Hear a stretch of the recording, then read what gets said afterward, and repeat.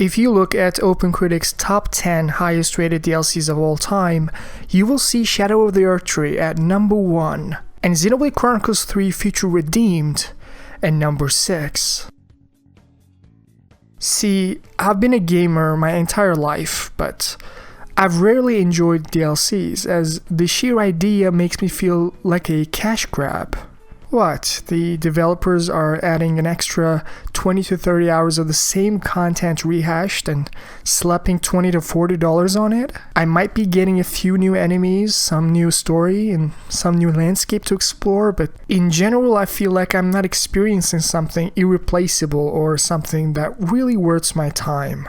But not all DLCs are bad. Some of them are fantastic even. I absolutely loved Grand Theft Auto 4's DLCs. The Lost and Damned felt like a Days Gone spin-off, while the Ballad of Gay Tony felt really bold and bipolar, which is something the base game lacked a little bit. But most importantly, these DLCs were focusing on characters that made an appearance in the base game, which retrospectively enhanced the base game narrative. For me, this is very impressive. The DLC does not feel tacked on, but a holistic part of the base game, something that you're not just getting it out of the way, but really glad to experience, increasing your appreciation or even perspective of the base game. Another DLC I really enjoyed is Uncharted Lost Legacy. Although I enjoyed both Uncharted 2 and 3, Naughty Dog seriously impressed me with Uncharted 4. The base game was fantastic, and Lost Legacy was a really well-made experience by Neil Druckmann that I greatly enjoyed. I also had a lot of fun with Cyberpunk's DLC Phantom Liberty on VR. The new characters, the arcs, the side quests, the new city. It was a pleasure to be back riding around in Night City. And finally, maybe not a lot of people agree with, I think Spider-Man Miles Morales was a great experience. The length of the DLC felt perfect for the mechanical variety introduced, and I found the game to be very engaging from beginning to end. And I think it is an underrated DLC that I don't see most people give it credit for. All of these DLCs are great, but if you ask me what the best DLC I've ever experienced is, I would give you these two games: Elden Ring Shadow of the Erdtree and Xenoblade Chronicles 3 Future Redeemed. Although these are vastly different games, I want to focus on how good of a DLC they are on their own merits, and most importantly how they made me feel on an emotional level. Especially now that a lot of time has passed after Elden Ring's DLC, the hype has died down, so I can look at the experience objectively, as I've already made 2 in-depth lore videos to cover all the bases in general strokes. I have a very good idea of the sort of experience Miyazaki wanted to create, both in terms of gameplay and the bosses, but also the lore and the characters. On the other hand, Xenoblade 3 Future Redeemed was a DLC that I was not really hyped about in the slightest, unlike Elden Ring. My first experience of the game was one of conflicted emotions. On the one hand, I enjoyed the dark tone and the philosophical mood, but was ultimately disappointed to see how rushed the late game was. I did not like the finale at all, and only after my second playthrough and careful analysis of the lore did I fall in love with the experience that Takahashi-san cooked with Xenoblade 3. It was a very unique beast of its own in comparison to Xenoblade 1 and 2, and neither Future Connected nor Torn of the Golden Country was even remotely close to the experience that this DLC provided. So now that the introductions are out of the way, let's start with the sense of exploration. Base game Elden Ring was incredible, and I did enjoy the exploration in Shadow of the Erdtree for the most part. It was incredible to see how going on a seemingly simple cave can lead to an entirely new landmass to explore, or how a seemingly random catacombs leads to the abyssal woods, leading to a dungeon. These are all the side effects of a well-designed map. However, I have some issues here, as sometimes the map felt a little too spacey and empty for its own good, without enough interesting locations to densely populate the world. Base game Elden Ring, I can give it some slack for having empty spaces here and there, as the game itself is incredibly long and dense and already has a lot of content for me. It struck a delicate balance of intrigue and density throughout, even with the slightly disappointing mountaintops of the giants. But to give From Software some credit, I wasn't really interested in exploring at that point in the game anyway, so as a whole, the pacing was great, and so was the density. But the Shadow of the Erdtree is a bit of a separate matter entirely, as due to the reduced overall size and existing assets from the base game, I was honestly expecting a more densely populated world. It felt alright to traverse, and it was a very well designed map overall, but I do think it was too empty a little too often. Now, I have sparingly used the Erdtree fragments due to my playing style, but I think this was a great way to balance the DLC's difficulty. I had to rely on them periodically to balance my damage output for Mesmer, Gaius, and especially Radahn at the end. And I hope that he continues this exploration-based difficulty scaling in the future. Apart from these fragments and new weapons, one thing that Shadow of the Erdtree failed big time in creating the sense of curiosity and exploration was the rewards. Now, since I'm a lore theorist myself, I find any and all items I find very interesting on an intrinsic level, since I'm learning something, I'm trying to piece together the narrative myself. But despite all that, it still didn't reward me as well as Future Redeemed did, which we'll get to right now. See, rewards are really important in creating engagement and interest from a map design point of view, especially if these rewards intrinsically complement and improve the gameplay, then the player's enthusiasm skyrockets and piques curiosity to an even higher level. And Future Redeemed, while being only a DLC, did just that. As someone who wasn't the biggest fan of Xenoblade 3's map design late game, my expectations were pretty low. To my surprise, not only the DLC's map felt huge and varied, but much more interconnected than the entirety of the base game open areas. But what made me really love this DLC were the rewards, the unlock kits. Do you guys remember when you play Castlevania Symphony of the Night, you have access to your entire arsenal and it's all taken away from you in the beginning of the game, and now you will slowly regain your powers throughout your adventure to come back full circle? Well, you're playing Xenoblade 3 base game with all your art slots and skills already unlocked, so it is kind of challenging to have that sense of growth and interest in a DLC. To solve this problem, similar to Symphony of the Night, our characters lose their art slots and skills. And on top of that, they are given a completely new affinity tree with its own unlock kits. All of these affinity points are gathered by filling the enemy encyclopedia, finding affinity unlock kits, finding landmarks, exploring in general. They can be anywhere and everywhere. A chest behind an overworld boss, a cave or a secret landmark. The incentive for exploration and the rewards are simply immense. The more skill slots you have, the more strategy opens up for boss battles.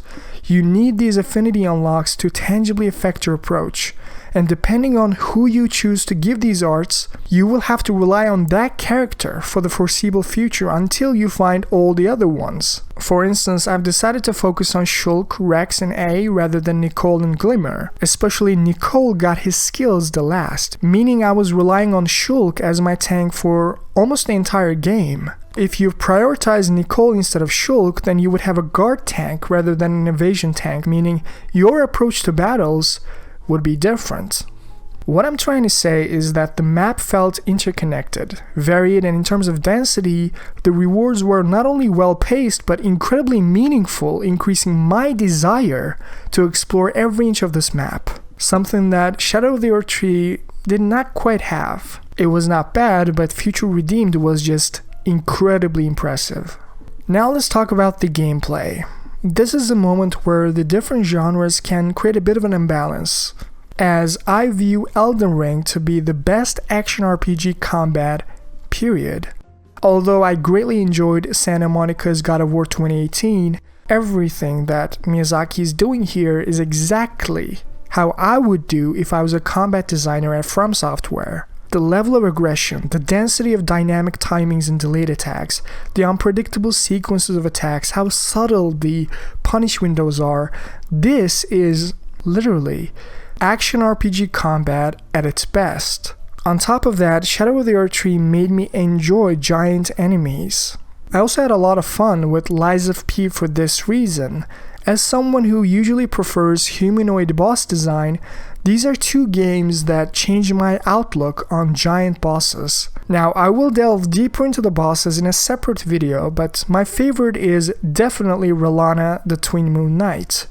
This is the best boss that I've seen from Miyazaki to date. I've made a very extensive moveset analysis in my blind playthrough here, you can check it out. But the point is, Shadow of the Erdtree is an exceptional experience when it comes to the gameplay, the bosses, the mechanics. From enemy variety to boss quantity to moveset to aggression, you really cannot beat this. Or can you? Xenoblade games have always had a bit of an unintuitive combat system for newcomers. It can be very challenging to experience high levels of satisfaction on easier difficulties since the encounters end before you can understand what is even going on. And it's very easy to get overpowered unintentionally while playing. For that reason, I always make sure to be underleveled when I face the bosses, which is precisely why I've enjoyed the mechanics here a lot. I think the combat here was an improvement over Xenoblade 3 base game, and unlike some people who say that Xenoblade combat is bad or boring, I find it to be the most interesting mishmash of real-time and turn-based combat, maybe only rivaled by Final Fantasy VII Remake. If you're overleveled though, chances are you will be bored. But if you find that flow state Csikszentmihalyi talks about, that perfect difficulty for your skill level, then you'll be hard-pressed to find a better combination of real-time and turn-based gameplay. In Xenoblade, the key is using directional weaknesses, your combo chains, along with the right team synergy. You also want to get your special attacks initiated at the right times, like when your health gets low. There are many subtleties to Xenoblade combat that, frankly, I don't see being discussed enough in the community. Now, that being said, despite how much I enjoy the combat, despite how well the exploration was integrated, reinforcing the combat, what Elden Ring and Shadow of the Erdtree as a whole accomplished is not something that can be easily achieved, let alone topped. I think this is an easy win for Shadow of the Erdtree. It really is my favorite action RPG combat ever made. Now it's time to talk about the music. From Saint of the Bud, Romina, Mikola, Bale the Dread, and Midra, this game has some serious production value when it comes to the soundtrack. Music is very important in inspiring emotions and feelings that reinforces setting, narrative, and characters. The composition, the emotion, the intentionality of the melodies, how well they fit contextually to the scene that you're experiencing. I can say that on this front, Shadow of the Erdtree is phenomenal work. But let's just listen to a few tracks.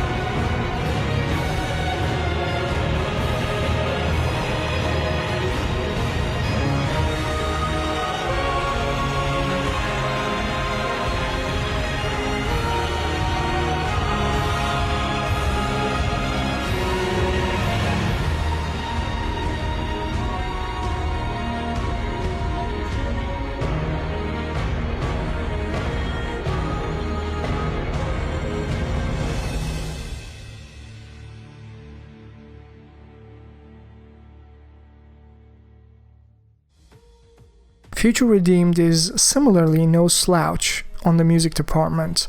Takahashi-san always goes the extra mile in creating compelling structures in terms of melodies, something that JRPG games in general are often good at. Xenoblade 3 had a philosophical mood within its fabric, so the soundtrack directly reflected that. It wasn't over the top and heroic, but contemplative and melancholic. Future Redeemed finds a balance where it strikes a closer balance to the heroic style while also maintaining the melancholy still. Let's take a look at some of the highlights.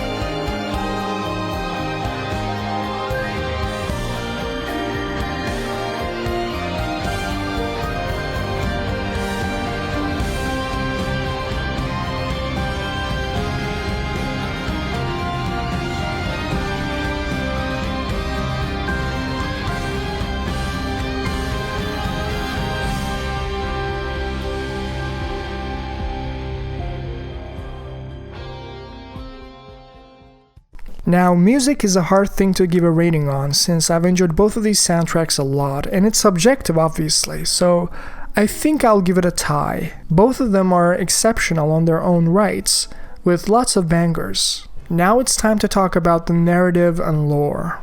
From Software games have always been tight-lipped in their narrative design. Miyazaki likes to use item descriptions and leaves intentional gaps within the story so that you can find your own thematic interpretations, and Shadow of the Erdtree is no different. But what really impressed me here is the portrayal of Marika's humanity, creating a contextual layer to her intentions, as in the base game the impression was closer to Marika's ruthless nature observed by the omens locked up in the sewers. It was hard to understand why Marika was doing the things that she was doing. The entire removing of the Rune of Death, the scorn for the Crucible, it all made perfect sense when the DLC made it clear what made her like this. Furthermore, Miquella was an enigmatic character that was foreshadowed with the Erdtree. He was the golden child of Marika, but resisted the Erdtree regardless because her mother's path didn't fit with his values.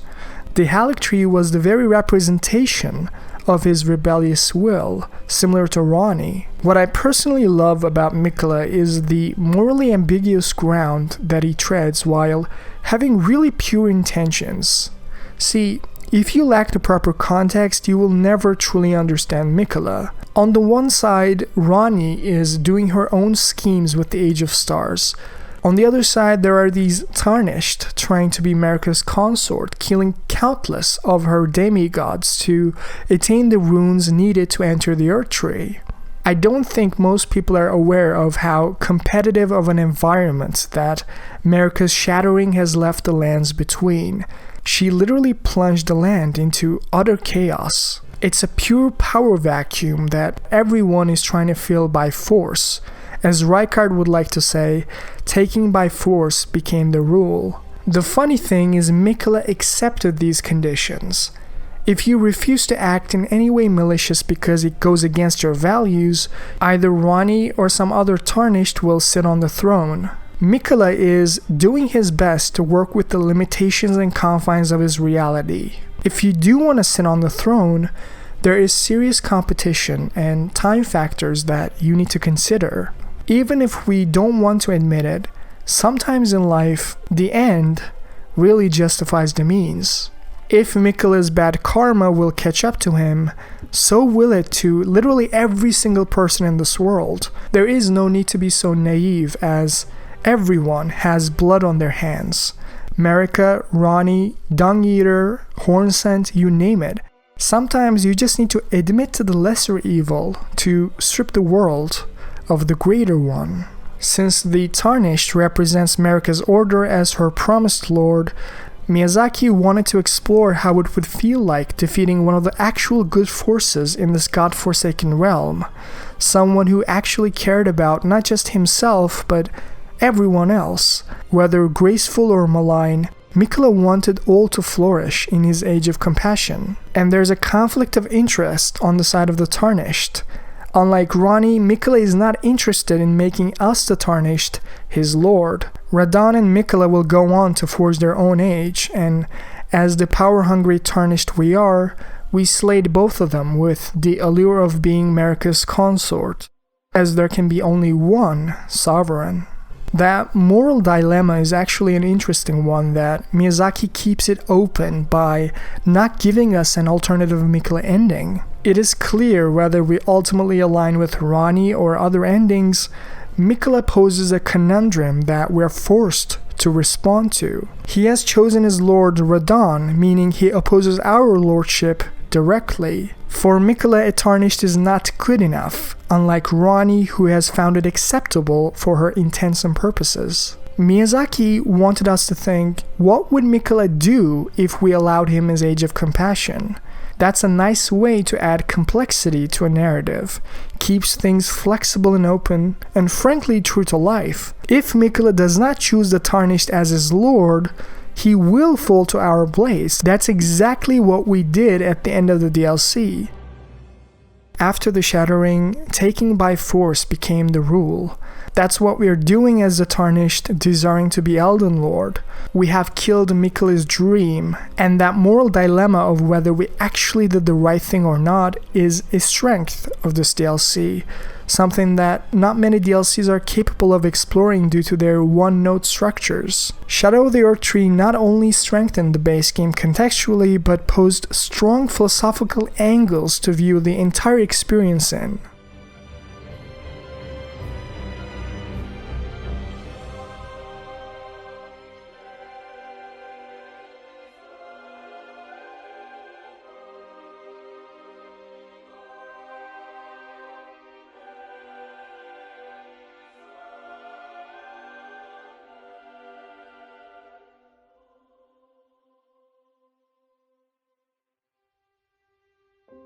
Future Redeemed is also an incredible DLC in terms of contextual layering that it added on a narrative point of view. When I saw the trailer, at first I thought that Alvis was a bit forced.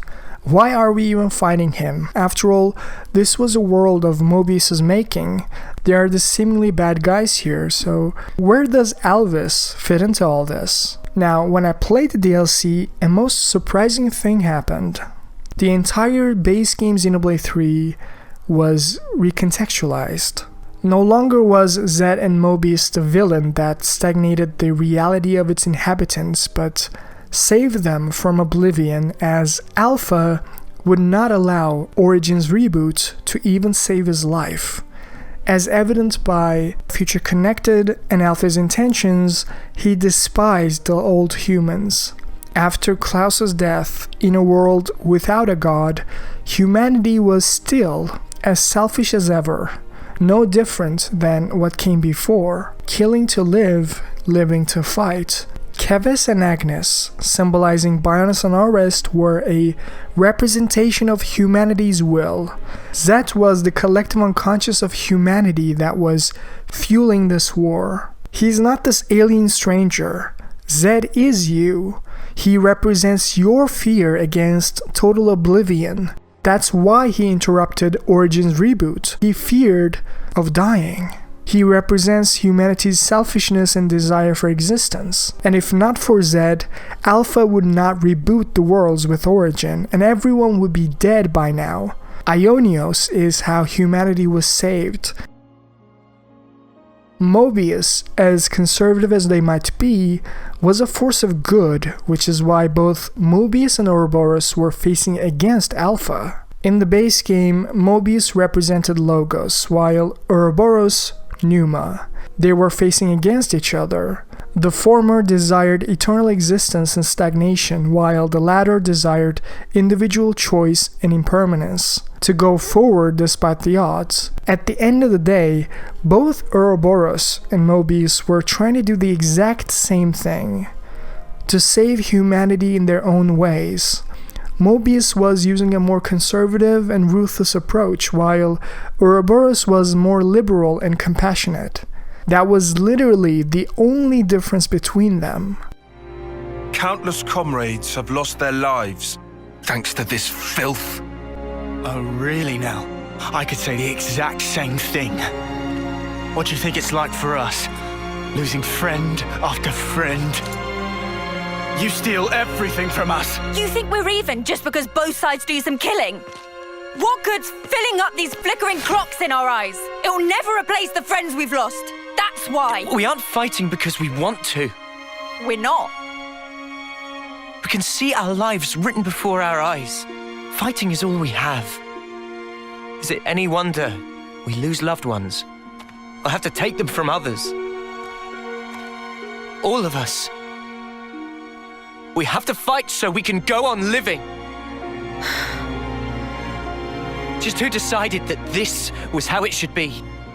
If I knew who they were or where I'd... I know who they are. You'll what? And precisely because they were both aligned on a fundamental level, that when they faced a force like Alpha, who doesn't care about Keves and Agnes, who lost all hope for humanity just like Klaus once did, now they all stand together, set aside their differences, so that they can face Alpha. Logos and Pneuma working together to inform Ontos.